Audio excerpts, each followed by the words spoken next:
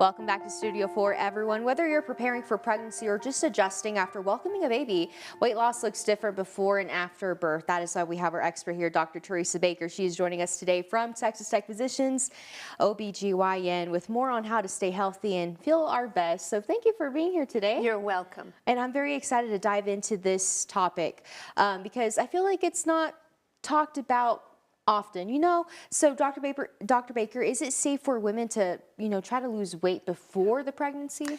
So body image will never be an issue, not an issue for women, I don't think. And we do want you to come into any pregnancy as healthy as you can possibly be. And that means, eating well, exercising, hydrated, managing your life as healthy as you can. Obviously, optimizing anything like you have diabetes, you want to come in the glucose control of your life.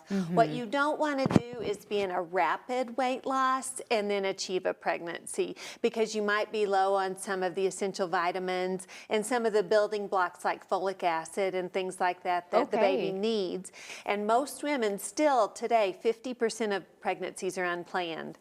And the neural tube is closed at 4 weeks of gestation. So sometimes before even a woman recognizes she's pregnant, embryogenesis is over and we can't go back. So those first 60 days are absolutely critical, that we need all the building blocks and the perfect setup for a perfect little human to be developed. Yes, ma'am. Oh my goodness, 50%. I know the stats are insane. And so we mentioned, diet. So why do women need to be careful? Yeah, so it's really like, let's take folic acid for instance. Yes. It's in our foods, but if you don't have an adequate amount of folic acid, then your child is at increased risk of having a neural tube defect like spina bifida or an anencephaly. And once that's done, we can't go back.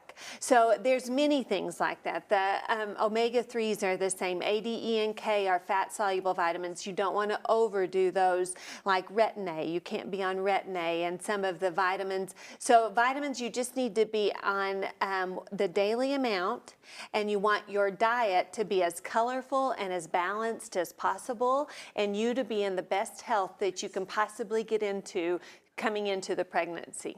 Oh my goodness. And where can we go for more information about this topic? So you can always call us at infantrisk.com. We'd love to help. These are hard conversations, the whole weight loss bit and unplanned pregnancies and the GLP-1 agonists. Those are big conversations that you want to have before your pregnancy or before you're planning your pregnancy. So please let us help.